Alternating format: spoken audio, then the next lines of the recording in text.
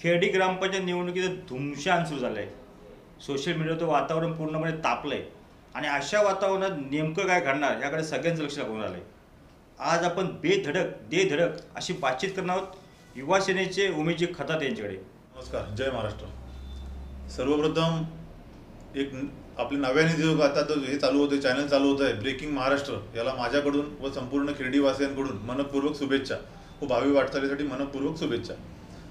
खेर्डीचं election आता जाहीर झालेलं आहे. 2021चं बिगुल वाजलेलं आहे. जवळजवळ दोन्ही गटाच्या म्हणजे इथे 2 पॅनल आता तयार झालेले आहेत. सुकाई परिवर्तन व सुकाई गाव विकास पॅनल.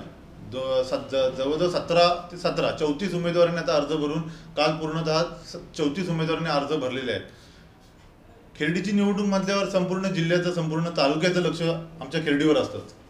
निश्चितच ह्या वेळेला परिवर्तन होणार आहे, कारण की आमचं जे विरोधी पॅनल आहे, मी विरोधी म्हणणार नाही कारण इलेक्शन हे फक्त 15 दिवसाचं असतं आणि माझी काम करण्याची पद्धत अशी आहे की मी फक्त इलेक्शन पुरतं त्यावेळेला इलेक्शन 15 दिवसच मी तो माहोल तयार करतो. इलेक्शन नंतर शेवटीला सगळ्यांना आपल्याला एकत्र राहायचं आहे, गावाच्या विकासासाठी सगळ्यांना एकत्र यायचं आहे. असंच आता झालेलं आहे. त्यामुळे खेर्डीच्या गावासाठी परवा मला वाटते 2-3 जणांच्या काही ठराविक नेत्यांच्या परिवर्तन पॅनलच्या काही जणांच्या मुलाखती देखील झालेल्या आहेत. त्या मुलाखतीमध्ये असं जाणून आलं की प्रत्येकाने खेर्डीच्या विकासासंदर्भात काही जे मुद्दे मांडलेले आहेत, मग ते कचरा प्रकल्प असेल, त्याचबरोबर आपलं ड्रेनेज लाईनचा विषय असेल, त्याचबरोबर भुयारी गटारांचा विषय असेल, क्रीडांगण व बाल उद्यान विषय असेल, असे काही महत्त्वाचे मुद्दे मांडलेले आहेत. मला फक्त एकच या विषयातनं विचारायचं आहे की गेली 20 वर्ष जवळजवळ खेर्डीचे 20 वर्ष सत्ता यांच्या ताब्यात आहेत. गेले 5 वर्ष सरपंच देखील यांच्या घरात आहे. मग ह्या गेले 20 वर्षानंतर ह्या 5 वर्षामध्ये ह्यांनी नक्की काय केलं की तेच प्रश्न आता देखील माझ्याकडे गेल्या वेळेचा त्यांचा देखील एक जाहीरनामा आहे. त्यामध्ये देखील तेच दिलं आहे की भुयारी गटार, मच्छी मार्केट आपलं मटन मार्केट व मच्छी मार्केट, क्रीडांगण व बाल उद्यान, तेच गेल्या 5 वर्षाचे मुद्दे आहेत. आता देखील यांचे हेच मुद्दे आहेत. त्यामुळे माझं स्पष्ट म्हणणं आहे की ह्यांना विकास काही करायचा नाही, फक्त खेर्डीतल्या लोकांना वेडे करण्याचं काम हे करत आहे. मला यांना एकच विचारायचं आहे की गेल्या खेर्डी MIDC मध्ये काही ठराविकच कंपनी आहेत. या कंपन्यांमध्ये जे कामगार आहेत ते सगळेच्या सगळे भूमिपुत्र आहेत. त्यांच्यावरती जेव्हा अन्याय होतो, त्यांच्यावरती जेव्हा एखादी कंपनी अन्याय करते किंवा रोजगार संदर्भातला जेव्हा विषय येतो, त्यावेळेला हे कामगार जेव्हा त्यांच्याकडे जातात त्यावेळेला हे कामगारांची बाजू घेत नाहीत, तर हे कंपनीची बाजू घेतात. त्यावेळेला जर यांना खरंच जर भूमिपुत्रांची इतकी जर हे असेल तर गेल्या मला वाटतं 3M पेपर मिलचा विषय झाला होता, त्यांना 100% पगार दिला जात नव्हता. कॉन्ट्रॅक्टमध्ये आणि जे बेसिक कामगार आहेत आणि कॉन्ट्रॅक्टमधले कामगार आहेत त्यांना देखील 100% पगार दिला जात नव्हता. अशा वेळेला हे काही कॉन्ट्रॅक्टचे कामगार ह्यांची युनियन असताना देखील ह्यांच्याकडे गेले. त्यावेळेला ह्यांनी भूमिपुत्रांची कुठल्याही प्रकारची बाजू न घेता ह्यांनी थेट कंपनीची बाजू घेतली व भूमिपुत्रांनी वाऱ्यावर सोडलेला आहे. त्यावेळेला आम्ही स्वतः, मी असेल, अबुशेठ ठसाळे असतील आणि सन्मान्य राजन साळवी यांच्या माध्यमातून, भास्कर शेठ जाधव यांच्या, खासदार विनायक राऊत साहेब यांच्या माध्यमातून आम्ही या सर्व कामगारांना आम्ही न्याय द्यायचं काम केलं. खऱ्या अर्थाने भूमिपुत्रांसाठी झगडणारे जर कोण असेल तर आम्ही आहोत. हे फक्त भूमिपुत्रांचा वापर करून घेत आहेत व भूमिपुत्रांच्या नावावरती पोळी भाजण्याचं काम जर खऱ्या अर्थाने कोण करत असतील तर हे विरोधक करत आहेत, असा माझा ठाम आरोप आहे यांच्यावरती. उमेशजी खतातेने हा पुरावा दाखवलाय. या पुराव्यामध्ये म्हणतात की या टायमाला त्यांनी काय म्हटलं, संपूर्ण गावाला पाणी पुरवठा करणारी योजना, त्यानंतर ड्रेनेजचा विषय, असे अनेक पुरावे, म्हणजे हा ज्ञा पुरावा उमेश खतातेने दाखवलेला आहे. उमेशजी, हे सगळे तुम्ही पुरावे दाखवले. आता तुम्ही सांगितलं परप्रांतीचा मुद्दा असो, अनेक काही मुद्दे असो, ते तुम्ही सगळे केलेत. मला एक सांगा, आत्ताच तुम्ही जागे का झाला तो, ह्याच्या अगोदर का नाही बोललात? माझं देखील म्हणणं तेच आहे की ज्यांच्याकडे 20 वर्ष सत्ता आहे, ज्यांच्या 5 वर्ष घरातले सरपंच होते, त्यांना इतक्या वर्षानंतर का आठवण झाली नाही? त्यांनाच आता का परप्रांतीय दिसू लागले? त्यांनाच का आता भूमिपुत्रांची आठवण झाली? त्यांनाच का आता क्रीडांगण बाल उद्यान दिसू लागलं? त्यांनाच का ड्रेनेज लाईनचा विषय दिसू लागलं? हा माझा देखील मुद्दा त्यांना आहे. इलेक्शन आल्यानंतरच का त्यांना हे मुद्दे का दिसतात? आताच मी गेल्या वेळेचा त्यांचा जाहीरनामा आपल्याला दाखवलेला आहे. ह्याच्यामध्ये त्यांनी सांगितलेले मुद्दे किती त्यांनी ह्या 5 वर्षात केलेले आहेत? तर एकही मुद्दा झालेला नाही आहे. फक्त नळ पाणी योजनेचा देखील जो विषय आहे ते आता गावभर जे बॉम्बाटा करत आहेत, लोकांना म्हणजे थोडक्यात लोकांच्या मनामध्ये जो संभ्रम निर्माण करण्याचा प्रयत्न करत आहे, तो पूर्णतः चुकीचा आहे. त्याच्यावर देखील माझं असं म्हणणं आहे की गावची जी काही नळपाणी योजना आलेली आहे आपली, त्याच्यामध्ये सुरुवातीलाच असं सांगण्यात आलं होतं की ज्यावेळेला जागेचा विषय आला त्यावेळेला 90,000ची जागेचा एक अप्लाय झाला होता सदानंद धोंडू खताते यांच्याकडून व 1 लाखाचा विषय, एक जागेचा व्यवहार झाला होता आमचे भाऊ खताते यांच्याकडून. त्यावेळेला मला असं यांना विचारायचं आहे, 90,000ची जागा आपण घेणार कोणतं की 1 लाखाची जागा आपण घेणार? हा पहिला एक मुद्दा आहे. त्याचबरोबर ही जागा जी होती ती पूर्णतः उंचीवर, ज्या वेळेला जी टाकेला अवेलेबल जागा असते, जी पाण्याचा जो निचरा होण्यासाठी जी जागा अवेलेबल असते, त्या पद्धतीने जी 90,000ची जागा होती, अशा वेळेला तिने 90,000ची जागा घेतली न घेता 1 लाखाची जागा हिने पहिली सिलेक्ट केली. ह्याच्यावरनं त्यांनी 10,000चा शासनाला किंवा ग्रामपंचायतीला भुर्गंड घातलेला हा माझा थेट आरोप आहे यांच्यावरती. त्यानंतर जागा जमिनीचा जर आता ते म्हणत आहेत की नळपाणी योजनेला हे नाही, विरोधकांमुळे नळपाणी योजना परत जात आहे, हा जे काही बॉम्बाटा मारत आहेत, मला वाटते जे काही ह्याच्या विरोधात बोलत आहेत नळपाणीच्या विरोधात त्यांना बहुतेक याचा अभ्यास कमी असावा. कारण नळपाणी योजना बऱ्यापैकी जवळजवळ 70 ते 80% नळपाणी योजना पूर्ण झालेली आहे. ज्यांना माहिती नसेल त्यांनी गावात थोडं फिरावं. जवळजवळ 24 किलोमीटरची नळ पाईपलाईन ही संपूर्ण गावामध्ये गेलेली आहे. त्याच्या तोट्या देखील बाहेर आलेल्या आहेत. त्याचबरोबर जॅकवेल देखील पूर्ण झालेलं आहे. वाशिष्ठीच्या किनाऱ्यावर जर आपण गेलात तर जॅकवेल देखील पूर्ण झालेला आहे. आता मुद्दा असा आहे की फक्त जागेचा रस्त्याचा विषय आलेला आहे. तो का आडला याची देखील कारण आहेत. हे लोकांना देखील हे सांगत नाहीत, फक्त त्याची मागची पार्श्वभूमी सांगतायत. जागा ज्यांच्या गेल्या, जे जमीनदार आमच्याकडचे आहेत, त्यांना कुठल्याही प्रकारे विश्वासात न घेता त्यांच्या जमिनी लाडल्या गेलेल्या आहेत. आज स्वतःची जागा जाईल म्हणून यांनी वाया मार्गे घेतलेले आहेत. स्वतःची जागा द्यायची नाही परंतु दुसऱ्याच्या जागा घ्यायच्या, हा यांचा प्रकार आहे. त्याचबरोबर नळपाणी योजना होण्यासाठी सगळे प्रयत्न करत आहेत. 15 दिवसात देखील सीओ मॅडम इथे येऊन गेलेले आहेत. चांगला पॉझिटिव्ह निर्णय झालेला आहे. संघर्ष समितीबरोबर बैठक झालेली आहे सीओ मॅडमची आणि येत्या काही दिवसात ही नळपाणी योजना 100% कार्यान्वित होणार आहे. त्यामुळे लोकांनी ह्यांच्या जे काही हे दिशाभूल करत आहेत यामध्ये लोकांनी विश्वास न ठेवता सत्य पार्श्वभूमी काय आहे ते पूर्णतः लोकांनी पहिलं जाणून घेणं गरजेचं आहे. मग ते 1 कोटी रुपये आमदार शेखर निकम देणार होते, त्यानंतर 50 लाख रुपये खासदार विनायकराव देणार होते. असं का नेमकं फाटलं का नेमकं? निवडणूक का झाली नाही? बिनविरोध खिरडीची निवडणूक बिनविरोध होणे अशक्यच होतं. जवळजवळ सगळ्यांनाच माहिती होतं. कोणाला सांगाल तर कोणाला पटलं नसतं. परंतु इथले स्थानिक आमदार सन्मान्य शेखर सर यांनी पंचायत समितीचे सदस्य नितीन ढसाळ यांच्याकडे संपर्क साधला की खिरडीची निवडणूक आपल्याला बिनविरोध करायची आहे. शेवटीला महाराष्ट्रामध्ये आपली महाशिव आघाडी आहे, काँग्रेस, शिवसेना, राष्ट्रवादी यांची महाशिव आघाडी आहे. तसेच आपण खिरडीतली देखील निवडणुकी बिनविरोध करूया असा प्रस्ताव सन्मान्य शेखर सरांकडनं अबुशेठ ठसाळ यांना आलेला आहे. त्यानंतर अबुशेठ ठसाळ यांनी आमच्याजवळ संपर्क साधला. त्यावेळेला मी कुठल्याही विचार न करता आम्ही देखील सांगितलं, कारण ग्रामपंचायत इलेक्शन हे असं आहे की गावागावामध्ये, वाडीवाडीमध्ये, भावकीमध्ये, मित्रामध्ये, नात्यांमध्ये दुरावा तयार होतो, क्लेश तयार होतो. त्यामुळे हे जर आपल्याला टाळायचं असेल तर 100% खिरडीची निवडणुकी बिनविरोध होणं गरजेचं होती. हे सगळ्यांचं आमचं मत होतं. आमच्या देखील पक्षाकडनं काही आमच्यापर्यंत संपर्क होत होता. आमच्या देखील पक्षातल्या बहुतेक जणांनी, जवळजवळ सगळ्यांनीच बिनविरोधीसाठी प्रस्ताव मान्य केला होता. पण काही लोकांच्या एकीखोरपणामुळे व काही लोकांच्या जी सूडबुद्धी किंवा हुकुमशाहीमुळे ही बिनविरोध आपल्या न होता खिरडीवरती निवडणूक लादली गेलेली आहे असं माझं म्हणणं आहे. त्या हेकेकरपणामुळे ही निवडणूक खिरडीवरती लादली गेली. कोण नेमके होते सांगा जरा. आता काय सांगायची मला वाटतं गरज नाही. सगळ्यांनाच पाहिलं असेल आपण. सोशल मीडियावर देखील काहींच्या कमेंट्स आल्या होत्या.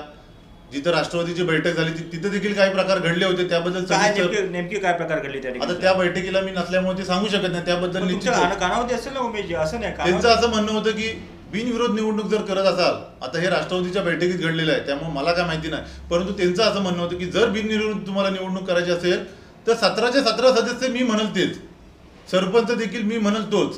म्हणजे हे पूर्वपणा परत आहे त्यांचं. कारण प्रत्येक गोष्ट मला पाहिजे, दुसऱ्याला कुठल्याही मिळता कामा नाही. जे काय असेल ते मला भेटलं पाहिजे. म्हणजे बाकीच्यांना काय, 17च्या 17 उमेदवार मी म्हणल तेच, सरपंच उमेदवार असेल तो मी म्हणल तोच. ह्या प्रवृत्तीमुळेच ते बिनविरोध होऊ शकली नाही. आणि पुत्र पोटापोटी, मी तर म्हणेन की पुत्र प्रेमापोटी ही बिनविरोध निवडणूक करू शकलेली नाही. ही तिसरी पिढी आहे असं परवाच्या सोशल मीडियाच्या काही मुलाखती चांगल्या पदाधिकाऱ्यांनी, खताळे साहेबांनी मुलाखत दिली, त्या मुलाखती मानले होते की ही तिसरी पिढी आहे आणि तिसरी पिढीला आपण एक संधी देतोय. म्हणजे पहिली पिढी त्यांची असेल, दुसरी पिढी अबू साहेब दशरथ दाभोळकरांची असेल, ही तिसरी पिढी आहे. हे खरोखर चांगला मुद्दा असं त्यांनी मांडला असं मला म्हणायचं की तिसरी पिढीला आपण एक नव्याने संधी देतोय. मग असं का? 100% तिसऱ्या पिढीला संधी दिलीच पाहिजे. आम्ही देखील जो आमचा उमेदवार उतरवलेला आहे 2 नंबर प्रभागामध्ये, विराज खताते, तो गेली 10 वर्ष सामाजिक क्षेत्रामध्ये, राजकीय क्षेत्रामध्ये काम करतोय. अशाला आम्ही संधी दिलेली आहे. सामाजिक क्षेत्रामध्ये, राजकीय क्षेत्रामध्ये कुठलाही संबंध नसताना आपण जर एखादा उमेदवार आपल्या घरातला असेल, आपला नातेवाईक असेल, जर आपण लादला तर तो निश्चितच मतदारांवर अन्याय होणार आहे. कारण त्या उमेदवाराला, मग तो कोणी असो, त्या उमेदवाराला एकतर कुठचाही सामाजिक क्षेत्राचा अभ्यास नसणार आहे, विकास कामाचा अभ्यास नसणार आहे, त्याचबरोबर त्याला त्या वार्डाचा देखील अभ्यास नसणार आहे. त्यामुळे 100% युवकांना आपण संधी दिलीच पाहिजे ह्या विचाराचा मी देखील आहे. परंतु त्या युवकाला उतरताना त्या उमेदवाराला त्या वार्डाचा कितीपत अभ्यास आहे, सामाजिक क्षेत्राचा कितीपत अभ्यास आहे, हे देखील प्रत्येकाने, प्रत्येक पॅनलने पाहिलं पाहिजे. प्रत्येक पक्षाने, प्रत्येक नेत्याने याचा अभ्यास करणं गरजेचं आहे. अहो, जिल्हा परिषद पद तुम्ही भोगलात, पंचायत समिती सदस्य पद तुम्ही भोगलात, आम्हाला फक्त तालुका अध्यक्ष आमच्याकडे काहीच नाही हो साहेब. मला बोलणार ना की आमच्या घरातला एखादा व्यक्ती जाऊ दे म्हणून. 100% आपण देखील काही वर्षापूर्वी दाभोळकरांवर घराणेशाहीचे आरोप केले होते, हे देखील विसरता कामा नये. 100% तुमच्या घरातला गेलाच पाहिजे. त्याचबरोबर आपण देखील घराणेशाहीचे आरोप केले होते. तर आमचं म्हणणं एकच होतं की जर आता आपण गेल्या वेळेला आपण झाला होता सरपंच, आपल्या घरातल्या आमच्या काकी, सन्मान्य काकी देखील आपल्या सरपंच झाल्या होत्या. त्याचबरोबर आता जर आपण सर्वसामान्य एका कुटुंबाला जर आपण संधी दिली असती, आपण गावचं नेतृत्व करताय, आपण पॅनलचं नेतृत्व करताय, जर एखाद्या सर्वसामान्याला उभी करून जर त्याला ग्रामपंचायतमध्ये पाठवलं असतं तर खऱ्या अर्थाने सगळ्यांकडनं कौतुक यांचं झालं असतं.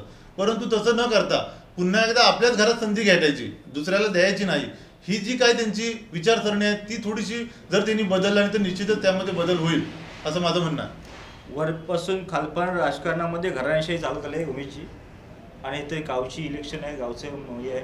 मला एकंदरीत सांगा की आता आपण म्हणतोय की गावच्या इलेक्शनमध्ये पक्ष नसतात, पण आपण दुसरीकडे पाहतोय तर राष्ट्रवादी, शिवसेना, काँग्रेस आणि इतर लोक काही एकत्र आलेत आणि त्यांनी एक वेगळी आघाडी केलेली आहे. त्या आघाडीविषयी काय सांगाल? कुठे खिरडीबद्दल बोलायचं? खेडीबद्दल बोलतोय मी. नाही, कसं आहे, शेवटीला गावचे प्रश्न वेगळे असतात, गावच्या समस्या वेगळ्या असतात. आणि ग्रामपंचायत निवडणूक म्हटली की क्लेश असतो मुळात. पहिली गोष्ट म्हणजे 5 वर्षापूर्वी हा माझ्याजवळ तसा वागला, ह्यांनी माझ्याबरोबर असं केलं, हे शेवटीला पक्षीय लेवलचं जेव्हा इलेक्शन येतो तेव्हा सगळेजण एकजुटीने असतात. परंतु ज्यावेळेला ग्रामपंचायतचं इलेक्शन येतो तेव्हा प्रत्येकजण आपापल्या वार्डातले काही मागचे विषय काढतात, काही मागे झालेले विषय काढतात, काही जे काही वादविवाद घडलेले ते सगळे बाहेर काढतात. त्यामुळे ग्रामपंचायत इलेक्शन ही पूर्ण वेगळंच इलेक्शन असतं आणि तिथं पक्ष कोण शक्यतो बघत नाहीत, कारण त्या वार्डातल्या तिथल्या वातावरणावर आणि तिथल्या समस्यावरती इलेक्शन खेळलं जातं असं तरी मला वाटतं. मध्यंतरी परपंथीयांचा मुद्दा काहीतरी आला होता, सतीश कदमांनी तो मुद्दा उपस्थित केला होता, त्यांनी ते प्रकरण तळाला नेलं होतं. अशा पद्धतीने खेडीमध्ये खेडी कुठेतरी बदनाम होत चाललेले आहे असं आपण वाटत नाही का? 100% झालेला प्रकार हा निंदनीय आहे आणि खेर्डीसाठी ते एक निश्चितच एक म्हणजे थोडक्यात ते खेर्डीचं नाव सोशल मीडियावर किंवा पत्रकार पेपरमध्ये जे गाजत होतं ते निश्चितच आम्हाला ते खेदजन्य आहे. परंतु अशा वेळेला त्याच्यावर काहीतरी उपाययोजना करणं गरजेचं होतं. आज जे परप्रांतीयांचा लोढा आपल्या गावामध्ये येत आहे 100% यायला पाहिजे, त्याच्यातनं खेर्डीलाच रोजगार मिळणार आहे. परंतु ते जे परप्रांतीय आपल्या गावात येतात ते एक्झॅक्टली त्यांचे आधार कार्ड असतील, ते आलेत कुठून ह्याची माहिती देखील ग्रामपंचायतने घेणं गरजेचं आहे. आणि ह्याच्यामध्ये राजकारण बाजूला ठेवून सगळ्यांनी एकत्र येऊन अशा गोष्टीवर जर सगळे एकत्र आले तर निश्चितच गावाचं नाव जे आता काय खराब झालं ते होणार नाही व अशा परप्रांतीयांपासून निश्चितच आपल्याला सावध राहता येईल. 17च्या 17 जागा निवडून येतील, 17च्या 17 उमेदवार निवडून येतील असं मला वाटतंय. 100% जे आम्ही काय आता उमेदवार दिलेले आहेत, सुखाई गाव विकास पॅनल, त्याचे निश्चितच जे उमेदवार सगळे चांगले उमेदवार आहेत, सामाजिक क्षेत्राची आवड असणारी आहेत, राजकीय क्षेत्राची आवड असणारी आहेत आणि 100% मला खात्री आहे 17च्या 17 मानणार नाही, कारण हे शेवटीला अतिशय बोलल्यासारखं होईल, काहीतरी हवेत गोळीबार केल्यासारखं होईल. परंतु निश्चितच मेजॉरिटीला जे काही लागणारे आहेत 12पर्यंत ते 100% आमच्या पॅनलचे सीटा 100% विजयी होईल, कारण त्यांच्याकडनं वाल्यान 17च्या 17 येतील. उगाच काहीतरी करणं चुकीचं आहे. मला असं वाटतं की निश्चितच 12 ते 13चा टार्गेट आमचा आहे. 100% पॅनलची सत्ता आमची बसेल. पण तुमच्यासमोर बलाढ्य व्यक्ती आहेत ना साहेब, सगळ्या गोष्टीने बलाढ्य व्यक्ती तुमच्या समोर आहेत, तर कसं काय तुम्हाला शक्य आहे? 100% बलाढ्य मानणार शेवटीला, ते पण शेवटीला अनेक वर्षाचा राजकीय त्यांना अनुभव आहे. शेवटीला जयेंद्र खताते असतील आमचे किंवा प्रशांतजी यादव असतील, 100% धुरंधर नेतृत्व आहे. आम्ही देखील ग्रासरूटला काम करणारे सगळे आहोत. आज 15 वर्ष आम्ही देखील सामाजिक क्षेत्रामध्ये खेर्डीमध्ये संघटना नसताना, आज खेर्डीमध्ये 2009 नंतर संघटना इथं नसताना देखील मी देखील काहीतरी करून संघटना घराघरामध्ये पोहोचवण्याचं काम केलेलं आहे. आणि हे जरी कुणी नाकारलं तरी देखील पेपर सांगतील माझ्या आणि संघटना ग्रासरूटचे कार्यकर्ते सांगतील की संघटना खेर्डीमध्ये मी देखील पोहोचवण्याचं काम केलेलं आहे. अशा वेळेला निश्चितच ते बलाढ्य असतील. आम्ही देखील ग्राउंडवर काम करणारे आहोत. 100% निवडणुकी सोपी नाही आहे. कुठची निवडणूक असते ती सोपी नाही. आम्ही कुठलीही निवडणूक गाफीलपणाने आम्ही घेणार नाही. निश्चितच ज्या पद्धतीने निवडणूक लढली पाहिजे त्या पद्धतीने आम्ही लढत आहोत आणि 100% विजय आमचा असेल. यामध्ये प्रचाराचे मुद्दे काय असतील? सगळ्यात महत्त्वाचा प्रचाराचा मुद्दा असणार आहे विकासाचा, जो आता ते मांडत आहेत कचरा प्रकल्प. तो मुद्दा मागाशी आपल्याला राहिला. खेर्डीमध्ये मला वाटतं संपूर्ण जिल्ह्यामध्ये एकमेव असा कचरा प्रकल्प आपला होता गांडूळ खताचा. आज त्याची परिस्थिती बघितली तर आपण एकदम भयानक आहे.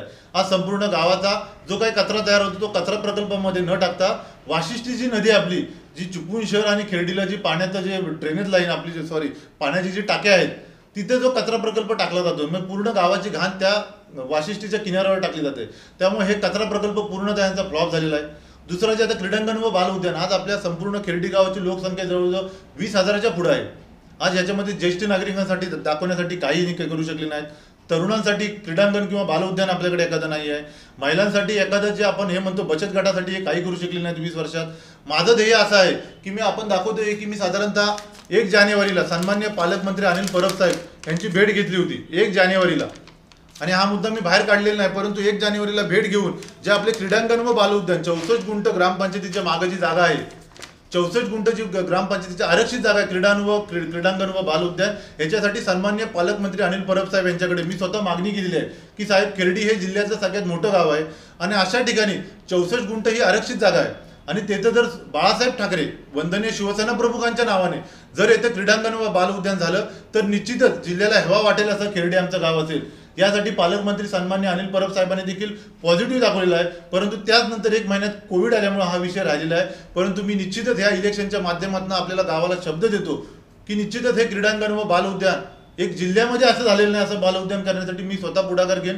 स्वतः इथे अबुशेट आहेत, शिवसेनेची सगळी टीम आमच्यासोबत असणार आहे, सन्मान्य खासदार साहेब आहेत, माजी आमदार चव्हाण साहेब असतील, भास्कर शेठ जाधव असतील, यांच्या माध्यमातून मी निश्चितच खेर्डीमध्ये हा क्रीडांगण व बाल उद्यान हे देखील करण्यासाठी माझा मानस आहे. एकंदरीत प्रचाराचे मुद्दे नेमके काय असतील हो तुमच्याकडे परपंच? थोडक्यात विरोधकांकडे एकच मुद्दा आहे की नळपाणी योजना. बाकी आज मला वाटत नाही की विरोधकांकडे कुठचा मुद्दा आहे, कारण विरोधक हे पूर्णतः फेल ठरलेले आहेत. 5 वर्ष यांच्याकडे सरपंच पद असताना गावाला दाखवतील असा एखादा दाखवेल असं एकही काम झालेलं नाही, त्यामुळे सपशेल फेल ठरलेले आहेत माझं सांगणं आहे. यांच्याकडे मुद्दा फक्त नळपाणी योजनेचा आहे, लोकांमध्ये संभ्रम करत आहे. परंतु नळपाणी योजना का रखडली याचं कारण मात्र लोकांना सांगत नाहीत. नळपाणी योजना जर रखडली असेल तर ह्यांच्यामुळेच रखडली. सरपंच पद ह्यांच्याकडे होतं, नळपाणी योजनेचं अध्यक्षपद ह्यांच्याकडे होतं, मग या रखडली का? आज तुम्ही रखडल्यानंतर ग्रामसभा लावलीत का? गावातल्या लोकांना विश्वासात घेतलीत का? त्या कृषी ज्या आपली संघर्ष समिती त्यांना विश्वासात घेतलंच का? यांनी काही त्यातलं केलेलं नाही, त्यांना कुठल्याही प्रकारचे विश्वासात घेतलेलं नाही, त्यामुळे ही नळपाणी योजना रखडलेली आहे. परंतु येत्या काही महिन्यातच ही नळपाणी योजना 100% पूर्ण झालेली असणार आहे, कारण जवळजवळ 30 ते 40% बिल देखील कॉन्ट्रॅक्टरने काढलेलं आहे. म्हणजे ही नळपाणी योजना 70% पूर्ण झालेली आहे. हे लोकांना फक्त गैरसमज करण्याचं काम यांचं चालू आहे. परंतु खेर्डीची जनता आता सुज्ञ आहे. 20 वर्ष सत्ता यांच्या हातात दिलेली होती, पण आता लोकांना बदल पाहिजे एवढं 100% सांगू शकतो मी. जे कोण येतील त्यांनी नेमकं काय काम करावं? जे कोण येतील त्यांनी राजकारण बाजूला ठेवून, आता ठीक आहे 15 दिवसाचं राजकारण असणार आहे, हेवे दावे असणार आहेत. जे कोण निवडून येतील, ज्यांची कोणची सत्ता आहे, 100% सत्ता पॅनल हे आमचं बसणारच आहे. परंतु आल्यानंतर आम्ही विरोधक हा विरोधक आहे तो विरोधक आहे न करता सगळ्यांना एकत्र घेऊन ज्या ज्या पद्धतीने विकास कामं जी करता येतील. ड्रेनेज लाईनचा सगळ्यात मोठा विषय असेल तर ड्रेनेज लाईन आहे. आज बिल्डिंगचं प्रमाण शहरानंतर आज खेर्डी उपशहर झालेलं आहे. इथे आज बिल्डिंगचं प्रमाण प्रचंड प्रमाणात आहे, परंतु ड्रेनेज लाईनचा कुठलाही पर्याय नाही. त्यांच्या बिल्डिंगच्या खालीच किंवा बिल्डिंगच्या बॅक साईडलाच त्यांची ड्रेनेज लाईन सोडली गेली आहे. ह्याच्यावर सगळ्यांनी एकत्रित पहिलं काहीतरी पर्याय करणं गरजेचं आहे. दुसरा म्हणजे कचरा प्रकल्प. आपण फक्त नावाला कचरा प्रकल्प आहे, आज वाशिष्ठीच्या किनाऱ्यावर आपण ती कचऱ्याची घाण टाकत आहोत. त्याच्यामुळे संपूर्ण गावाला आणि शहराला ह्याचा दुष्परिणामाला भोगावा जाऊ शकतो. तो देखील एक सगळ्यात महत्त्वाचा मुद्दा आहे. आणि भुयारी गटार, जे अंडरग्राऊंडचे गटार आहेत, हा जो आमच्या दृष्टिकोनातून सगळ्यात महत्त्वाचा असणार आहे. तो येत्या 5 वर्षानंतर 5 वर्षात आम्ही सत्ता दिल्यानंतर आम्ही तो पूर्ण करण्याचा निश्चितच आम्ही प्रयत्न करू. तुम्ही यांना जे आपले मतदार आहेत त्या मतदारांना काय सांगू इच्छिता? मतदारांना मी एकच सांगू इच्छितो की गेले 20 वर्ष तुम्ही यांच्यावरती विश्वास दाखवून सत्ता यांच्या हातात दिलेली आहे, पण 100% तुमचा भ्रमनिराश झालेला आहे. त्यामुळे फक्त एकदा आम्ही संधी मागतोय, एकदा फक्त संधी आम्ही मागत आहोत. एकदा विश्वास ठेवून आमच्यावरती बघा. 100% सत्ता आमच्याकडे आहे पूर्ण. खासदार साहेब आमच्याकडे आहेत, पालकमंत्रीचा मी स्वतः टचमध्ये आहे, माझे आमदार आमच्यासोबत आहेत. निश्चितच खेर्डीचा कायापालट करण्याची संधी एकदा फक्त आम्हाला देऊन बघा. निश्चितच पुढच्या 5 वर्षानंतर तुम्हाला दाखवण्यासारखं किंवा आमच्यावर बोट दाखवलं अशी संधी आम्ही मात्र देणार नाही. एवढं मात्र मी आज आपल्याला सांगू इच्छितो. शिवसेनेमध्ये गटबाजी दिसून येते, 2 गट दिसून येतात. उमेशजी, तुम्ही ते युवा सेना प्रमुख आहात, काय सांगाल एकंदरीत ही गटबाजी आहे का नेमकी? शिवसेना आमचं कुटुंब आहे आणि शिवसेना एक परिवार आहे, आम्ही मानतो. शिवसेनेमध्ये अशी कोणत्याही प्रकारची गटबाजी असं मला वाटत नाही. परंतु कसं आहे, खेर्डीची निवडणूक म्हटल्यानंतर थोडेसे हेवेदावे असतात. मागाशी आम्ही आपल्याला बोललो होतो, प्रत्येक वार्डाचे विचार आणि प्रत्येक वार्डाच्या समस्या वेगळ्या असतात. त्यामुळे निश्चितच काही एक गट थोडासा तिकडं गेलेला आहे. गट मानणार नाही, आमचंच कुटुंब आहे. त्यांची काही थोडीशी हे असेल, त्यांना थोडंसं वाटलं असेल की आपण त्यांच्यावर जावं खातेदारांबरोबर, ते थोडं खातेदारांबरोबर गेले आहेत. आम्ही थोडे इकडे आहोत. परंतु निश्चितच 15 तारखेनंतर संघटना म्हणून आम्ही सगळे एकत्रच आहोत. 15 तारखेनंतर निश्चितच आम्ही पुन्हा संघटनेसोबत असू सगळेजण. परंतु जे काही ते तिकडे गेलेले आहेत त्यांचा 100% भ्रमनिराश होणार आहे, कारण ते प्रवाहाच्या विरोधात नाही, दरवेळेला प्रवाहाच्या विरोधात जात आहे. परंतु आमच्यामध्ये तसं कोणताही गटबाजी किंवा वादविवाद नाही आहेत. माझ्यावर देखील प्रत्येक वेळेला आरोप होतात, माझी बदनामी होत असते, माझ्यावर टीका होत असतात. परंतु जो काम करतो त्याचीच टीका होते, त्याच्यावरच टीका होते, त्याचीच बदनामी होते. ही आता मला देखील राजकीय बालकडून माझ्या कुटुंबातनं भेटलेलं आहे, माझ्या वडिलांकडनं भेटलेलं आहे. त्यामुळे मी काम करत असताना मी बाळासाहेबांचा शिवसैनिक आहे. बदनामी होईल किंवा टीका होईल म्हणून कधी थांबलेलं नाही. किती तुम्ही काम करा टीका ही होणारच, आणि जे काम करत नाहीत तेच जास्त टीका करत असतात. ज्यांच्याबरोबर 2-4 कार्यकर्ते देखील नाहीत असे माझ्यावरती टीका करत आहेत, आणि तिने निश्चिंत करावी. जर माझ्यावर टीका केली तरच मी आणखीन पुढे जाणार नाही, मला आणखीन ताकद भेटणार आहे. त्यामुळे खेडीमध्ये गटबाजी निश्चितच नाही आहे. त्यांचा मार्ग वेगळा असेल, माझा मार्ग वेगळा आहे. 100% सत्ता ही शिवसेनेची किंवा महाविकास आघाडीची, शिवसेना, राष्ट्रवादी आणि काँग्रेसचीच येणार आहे. ते तिकडे गेले, नेमकं काय झालं? नाही, कारण ते तिकडे गेले म्हणजे साधारणतः 1 वर्षापूर्वी माझं म्हणणं होतं की आपण स्वबळावर लढूया म्हणून. शिवसेना खेर्डीमध्ये 100% सक्षम आहे की स्वबळावर लढावी, असं माझं प्रामाणिक मत पहिल्या मिटिंगमध्ये होतं. 1 वर्षापूर्वी सन्मान्य उद्धवसाहेब ठाकरे जेव्हा मुख्यमंत्री पदाची शपथ घेणार होती त्याच्या आदल्या दिवशी बैठक झाली होती. त्यावेळेला माझं म्हणणं होतं की आपण स्वबळावर लढूया. आज जे काही गट पडलेले आहेत ते त्यांच्यामध्ये पडलेले आहेत. आपली संघटना संपूर्ण एका हातावर आहे. आपण स्वबळावर लढूया आणि जे काय होईल ते आपण संघटना म्हणून लढूया. 1 येतील 2 येतील संघटना म्हणून लढूया. परंतु तसं झालं नाही. काही जणांनी थोडंसं खात्यात्यांना काही शब्द दिला होता असं मला वाटतं. त्यामुळे ते थोडंसं खात्यात्यांकडे जास्त झुकतं माप केलं. पण त्यांना माहिती नव्हतं की खात्यात्यांनी 20 वर्ष किंवा सत्ताधाऱ्यांनी 20 वर्ष काय केलं होतं, किती संघटनेला त्रास दिलं होतं, संघटनेला किती त्रास दिलं होतं, कार्यकर्त्यांनी किती छळ केला होता हे आम्ही भोगलेलं आहे. त्यामुळं ते खातेदारांकडे गेले. शेवटपर्यंत मी कुठेही गेलो नव्हतो. मी संघटना म्हणूनच होतो. विराज खातेदाराला मी फक्त उभी केली होती, संघटना देईल म्हणून ही मला अपेक्षा होती, कारण तो शेवटीला संघटनेचा पदाधिकारी होता. परंतु विराज खातेदाराला उभी करा असं कोणी माझ्याबरोबर आले नव्हतं काही जण. पण ते ठीक आहे, आता विराज उभा राहिलेला आहे. निश्चितच मला खात्री आहे त्या वार्डामध्ये देखील आम्ही चांगलं काम केलेलं आहे आणि काम करू. स्वतः त्या आमचे सन्माननीय काका आमचे आहेत जयेंद्र खताते साहेब यांच्या वाडीचा रस्ता देखील आम्ही केलेला आहे. तिने अजून 5 वर्षात तो रस्ता देखील केलेला नाही. त्यामुळे मला खात्री आहे की खेर्डी आमच्या वार्डाची देखील जनता सुज्ञ आहे. ती 100% यावेळेला परिवर्तन करेल. उमेश खताते यांनी बेधडक चर्चा केली. काय पुरावे आपल्यासमोर सादर केलेले आहेत, काय गोष्टी मी करणार आहे ते पण दाखवलं आहे. खरोखर आता कुठंतरी खेडी ग्रामपंचायत निवडणुकीमध्ये आता धुमशान पेटलेला आहे. एक वेगळं वादळ येतंय आणि आता खरोखर ही निवडणूक रंगतदार होणार आहे. काय नेमकं होणार ह्याकडे सर्वांचे लक्ष लागले.